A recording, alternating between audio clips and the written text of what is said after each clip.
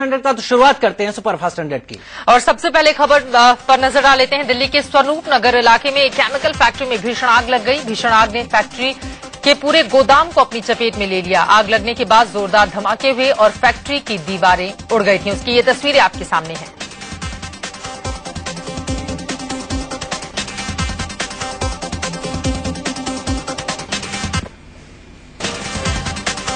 Factory के गोदाम में केमिकल से भरे ड्रम रखे हुए थे, साथ ही गैस से भरे सिलेंडर भी थे। केमिकल और गैस की वजह से आग ने विकराल रूप ले लिया। फायर ब्रिगेड की 15 गाड़ियों को आग बुझाने में घंटों लग गए। शुरुआत में तो आग पर पानी की बौछारों का कोई असर नहीं पड़ा और जब तक आग पर काबू पाया जाता गोदाम जलकर खाक हो चुका था। भीषण आग ने लाखों रुपए के केमिकल को जलाकर खाक कर दिया। गनीमत रही कि हादसे में कोई हताहत नहीं हुआ। हालांकि ये साफ नहीं हो पाया कि आग कैसे लगी। पंजाब के जलंधर में एक फैक्ट्री में आग ने जबरदस्त तबाही मचाई। सूचना पाकर मौके पर दमकल विभाग की 1 दर्जन से ज्यादा गाड़ियां पहुंची। आग से तकरीबन 1 करोड़ रुपए के नुकसान की आशंका है। शॉर्ट सर्किट को आग लगने की वजह बताया जा रहा है।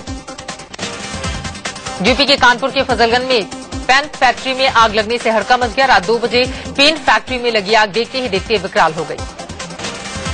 बताया जा रहा है कि जिस वक्त फैक्ट्री में आग लगी उस वक्त कई मजदूर फैक्ट्री के अंदर थे। जैसे तैसे सभी को फैक्ट्री से बाहर निकाला गया।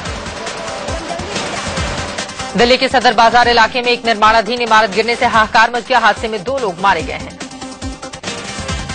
बताया जा रहा है कि सदर बाजार में 3 मंजिला इमारत में कंस्ट्रक्शन का काम चल रहा था। इसी दौरान पूरी इमारत भर-भरा कर गिर गई। इमारत गिरने की खबर मिलते ही मौके पर फायर ब्रिगेड की टीम पहुंची। आनन फानन में मलबा हटाने का काम शुरू हुआ। अलीगढ़ में एक इमारत की मरम्मत के दौरान बड़ा हादसा हो गया। इमारत के मलबे में 3 मजदूर दब गए। आनन फानन में रेस्क्यू टीम ने स्थानीय लोगों की मदद से बचाव कार्य शुरू किया। रेस्क्यू टीम ने बताया कि हादसे वाली जगह काफी संकरी होने की वजह से राहत कार्य में काफी दिक्कतें आईं। यूपी के बहराइच इलाके में 3 लड़कियों की मिट्टी के नीचे दबने से मौत हो गई। लड़कियां मिट्टी निकालने गई थी, तभी मिट्टी का टीला ढहकर उन पर गिर पड़ा। दिल्ली के नरेला इलाके में सीएनजी पंप पे एक कार में गैस भरते वक्त अचानक ब्लास्ट हो गया। इस हादसे में एक शख्स जख्मी हो गया। गाजियाबाद के इंद्रपुरम इलाके में एक फैक्ट्री में रखे कुछ सिलेंडर एकाएक जोरदार धमाकों के साथ फट गए। धमाके में 2 लोगों की मौत हो गई और कई लोग घायल हो गए। बदायूं पुलिस का दावा है कि गैंगरेप के 2 आरोपियों ने अपना गुनाह कबूल कर लिया है। ये आरोपी कोर्ट में मुकर न जाए, इसीलिए पुलिस पुख्ता सबूत जुटाने में लगी हुई है। गैंगरेप के बाद 2 चचेरी बहनों का कत्ल करके पेड़ से लटकाने के इस मामले में पुलिस सभी 5 आरोपियों को गिरफ्तार कर चुकी है। बीएसपी सुप्रीमो मायावती ने बदायूं जाकर पीड़ित परिवार से मुलाकात की और घटनास्थल का मुआयना किया। उनके ऊपर ये दबाव बनाया जा रहा था कि आप ये जितना भी कसूर है आप अपने ऊपर ले लो, और इतना ही नहीं उन बच्चियों को बदनाम करने की भी कोशिश की जा रही थी। जो दोषी लोग थे उनको बचाने की पूरी प्लानिंग थी। मायावती ने गैंगरेप कांड को लेकर एसपी सुप्रीमो मुलायम सिंह यादव पर जोरदार हमला बोला। माया ने कहा कि मुलायम सिंह के बयान से अपराधियों के हौसले बुलंद हुए हैं। बदायूं में मायावती ने बड़ा बयान दिया। मायावती ने कहा कि प्रदेश में अपराधियों के हौसले बुलंद हो चले हैं। मायावती ने यूपी सरकार और पुलिस प्रशासन को धरने की चेतावनी भी दी। मायावती ने पीड़ित परिवार के लिए मदद का भी ऐलान किया। बीएसपी की सेंट्रल यूनिट की तरफ से दोनों बच्चियों के पिताओं को 5-5 लाख की आर्थिक मदद दी जाएगी। बदायूं में बीएसपी सुप्रीमो मायावती के आने की खबर सुनते ही प्रशासन ने गांव के ही नाबालिग बच्चों को हेलीपैड तैयार करने के लिए लगा दिया। मीडिया में खबर आते ही अधिकारी जवाब देने से बचते नजर आए। वहीं इस मामले पर मायावती ने चुप्पी साधी रखी। हालांकि बीएसपी के वरिष्ठ नेता नसीमुद्दीन सिद्दीकी ने सफाई देते हुए कहा कि हेलीपैड का इंतजाम करना प्रशासन का काम था। कांग्रेस नेता मीरा कुमार ने भी बदायूं जाकर पीड़ित परिजनों से मुलाकात की। इस मौके पर मीरा कुमार ने कहा कि यूपी में बहन बेटियां सुरक्षित नहीं हैं। केंद्रीय मंत्री और एलजेपी सुप्रीमो रामविलास पासवान कल बदायूं जाएंगे और गैंगरेप पीड़ित परिवार से मुलाकात करेंगे। बदायूं से समाजवादी पार्टी के सांसद धर्मेंद्र यादव ने भी पीड़ित परिजनों से मुलाकात की। उन्होंने कहा कि यूपी सरकार पीड़ित परिवार को इंसाफ दिलाने के लिए सजग है। बदायूं कांड को लेकर केंद्रीय मंत्री उमा भारती ने समाजवादी पार्टी सुप्रीमो मुलायम सिंह पर जमकर निशाना साधा। उन्होंने कहा कि मुलायम के बयान से ही बलात्कारियों का हौसला बढ़ा हुआ है। प्रकार से निर्भया केस, जो मुंबई का निर्भया केस था, उसके बलात्कारियों को फांसी की सजा के बाद में जो प्रतिक्रिया दी थी, उसी का परिणाम है कि यहाँ बलात्कारियों के हौसले बढ़ गए। यूपी में बढ़ रही रेप की वारदात के विरोध में कांग्रेस कार्यकर्ताओं ने लखनऊ में प्रदर्शन किया। यूपी में बिगड़ती कानून व्यवस्था को लेकर बीजेपी कार्यकर्ताओं ने संभल में अखिलेश सरकार के खिलाफ प्रदर्शन किया। बदायूं कांड पर मुख्यमंत्री अखिलेश यादव ने कहा है कि फास्ट ट्रैक कोर्ट में केस की सुनवाई करवाकर जल्द से जल्द सभी आरोपियों को सजा दिलवाई जाएगी। यूपी में बदायूं जैसी दरिंदगी की एक और कहानी सामने आई है। छेड़खानी में नाकाम रहने पर बस्ती के एक गांव में दबंगों ने केरोसिन तेल छिड़ककर एक नाबालिग लड़की को जिंदा जला दिया। कप्तानगंज के भरवलिया गांव में 7 दबंगों ने घर में घुसकर 9वीं में पढ़ने वाली लड़की के साथ पहले छेड़छाड़ की और फिर उसे आग के हवाले कर दिया। लड़की अस्पताल में जिंदगी की जंग लड़ रही है, लेकिन पुलिस लीपापोती में लगी हुई है। दरअसल शुरू से ही पुलिस इस पूरे मामले को रफा दफा करने में लगी हुई थी। पुलिस ने एफआईआर में सिर्फ जलाने का जिक्र किया और छेड़खानी के मामले को दबा दिया। यूपी में गैंगरेप की वारदातों का सिलसिला थमने का नाम नहीं ले रहा है। बलरामपुर में एक नाबालिग लड़की से गैंगरेप का मामला सामने आया है। लड़की घर से बाहर गई हुई थी, जहां 2 लड़कों ने उसे सुनसान जगह ले जाकर उसके साथ गैंगरेप किया। नाबालिग के घर वालों का आरोप है कि पुलिस ने शिकायत दर्ज करने में आनाकानी की। बाद में मीडिया के बढ़ते दबाव के बाद मामला दर्ज किया गया। कानपुर के कल्याणपुर इलाके में नाबालिग से रेप की कोशिश करने का मामला सामने आया है। 7 साल की मासूम जब घर में अकेली थी तो पड़ोसी सतीश ने उसके साथ रेप की कोशिश की। पीड़ित के माता पिता जब घर पहुंचे तो मासूम ने वारदात की जानकारी दी। आरोप है कि उन्हें रात भर थाने में बिठाकर रखा गया। यूपी पुलिस की वर्दी पर एक और बड़ा दाग लगा है। कानपुर देहात के राजपुर में एक अंडर ट्रेनिंग दारोगा ने पड़ोस की रहने वाली एक लड़की के घर में घुसकर रेप की कोशिश की। अपने ही विभाग पर दाग लगने के बाद पुलिस तुरंत लीपापोती करने लगी, लेकिन मीडिया और घरवालों के दबाव में पुलिस को मामला दर्ज कर उसे गिरफ्तार करना पड़ा। बदायूं और बस्ती का मामला भी शांत भी नहीं हुआ कि अब मेरठ से एक शर्मसार करने वाली घटना सामने आई है। पुलिस ट्रेनिंग स्कूल के डीआईजी देवी प्रसाद श्रीवास्तव पर एक महिला दारोगा ने छेड़खानी का आरोप लगाया है। आरोप है कि डीआईजी ने छेड़खानी के अलावा अश्लील शब्दों का भी इस्तेमाल किया। तमाम दावों के बावजूद यूपी में महिलाओं के खिलाफ वारदात रुकने का नाम नहीं ले रही है। मुजफ्फरनगर में छेड़खानी के विरोध पर एक दबंग ने मंदिर के पुजारी को पीट कर अधमरा कर दिया। यूपी में अखिलेश राज में कानून का खौफ खत्म होता जा रहा है। ताजा मामला इलाहाबाद का है, जहां रेप के आरोपी को पकड़ने गई पुलिस को बैरंग लौटना पड़ा। बात बनती ना देख उसने बंदूक अपनी कनपट्टी पर सटा दी और खुदकुशी करने की धमकी देने लगा। उसके पति ने भी पति का साथ दिया। पति ने केरोसिन तेल छिड़ककर खुदकुशी की धमकी दी। मुंबई सटे भायंदर में दिन दहाड़े 29 साल की एक महिला से गन पॉइंट पर रेप से हड़कंप मच गया। 2 आरोपियों ने महिला को जबरन कार में बैठाया। उसके बाद एक आरोपी ने चुप रहने की धमकी दी और दूसरे ने रेप किया। पहले आरोपियों ने महिला को काम दिलाने के बहाने भायंदर रेलवे स्टेशन के पास बुलाया। उसके बाद उसे कार में बिठाकर वारदात को अंजाम दिया। मध्य प्रदेश के झाबुआ जिले में नाबालिग के साथ रेप का मामला सामने आया है। लड़की के रिश्तेदारों ने धोखे से उसे एक अपने करीबी के हवाले कर दिया।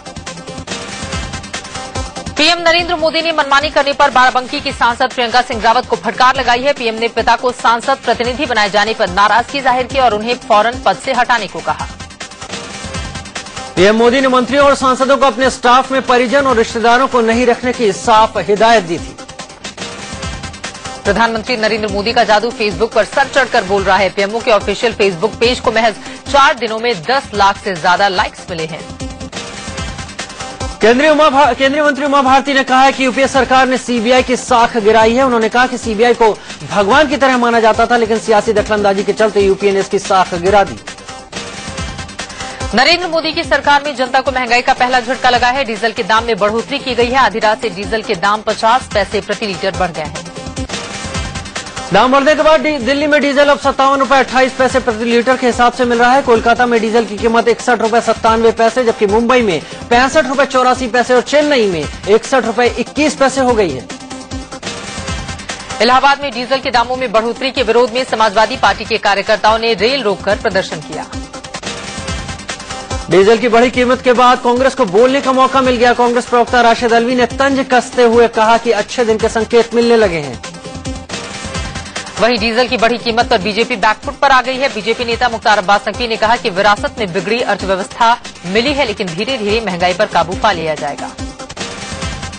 काले धन पर कैबिनेट ने जो एसआईटी बनाई है उसकी पहली बैठक कल होगी। बैठक की अध्यक्षता एसआईटी के अध्यक्ष रिटायर्ड जस्टिस एमपी शाह करेंगे।